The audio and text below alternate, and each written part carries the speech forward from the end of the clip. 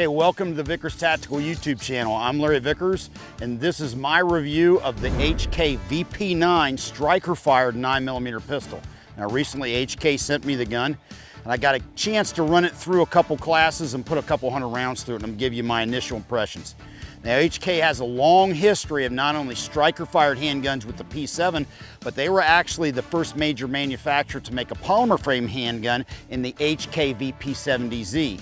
This pistol, however, will be compared primarily to two handguns. The Glock 17, which is by far the most popular polymer frame handgun in the world, and also the Walther PPQ, which is a striker-fired gun that Walther brought out a couple years ago that kind of predated this gun, however, was heavily influenced by the H&K P30.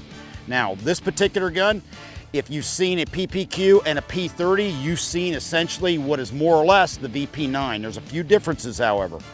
It has the side panels and the backstrap insert like the P30, however, they do not interchange, and they come in the box with large, medium, and small.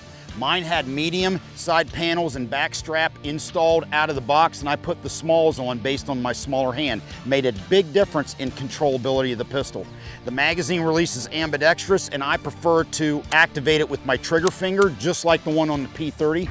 It also has the groove inside the trigger guard, which bothers a lot of shooters, including myself, on the P30 and the full-size H&K 45. However, due to the shape of the trigger on the VP9, the internal groove does not bother me and my trigger finger when I'm firing the gun.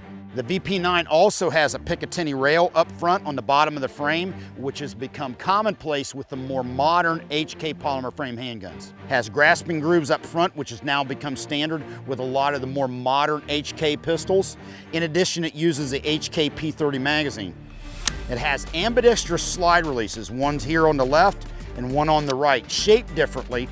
One of the things about them, they're a little bit too low profile for my personal taste. I'd like to see them protrude a little bit more because I'm an old 1911 shooter and I use my support hand thumb to release the slide using the left hand slide release. Also, shooters have to be aware of the fact with their grip, they can inadvertently keep the slide from locking to the rear depending on where their grip's at. So they have to make sure they get their thumbs well away from the slide release. I noticed that when I passed it to some different shooters the other day in a class.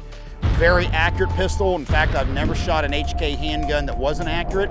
The other downside to the gun, the bore line's a little bit higher than it should be. It's much along the line of the Walther PPQ and definitely dramatically higher than the one on the Glock 17. However, because the barrel comes farther out of battery before it drops down out of the slide, it does have less muzzle flip than you might think, despite the fact that the bore line's higher. So really in felt recoil and muzzle flip, it's very comparable to the Glock 17 with a slight edge going to the Glock. The thing I like about the VP9 probably more than anything else is the trigger. In my opinion, it has the best of all the striker-fired handguns on the market.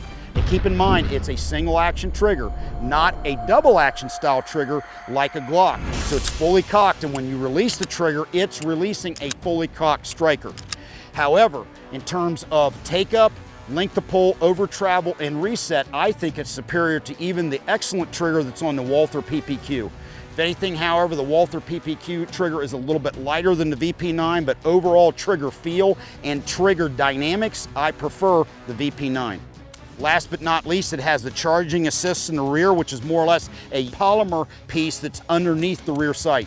It has the same sights as the P30 or the H&K 45, so there's aftermarket sights already on the market to replace them in case you don't like what comes from the factory. All things being equal, compared to an out-of-the-box Glock 17 and an out-of-the-box Walther PPQ, for roughly $100 to $150 more than a Glock 17, the H&K VP9 is probably the best out-of-the-box striker-fired handgun on the market today.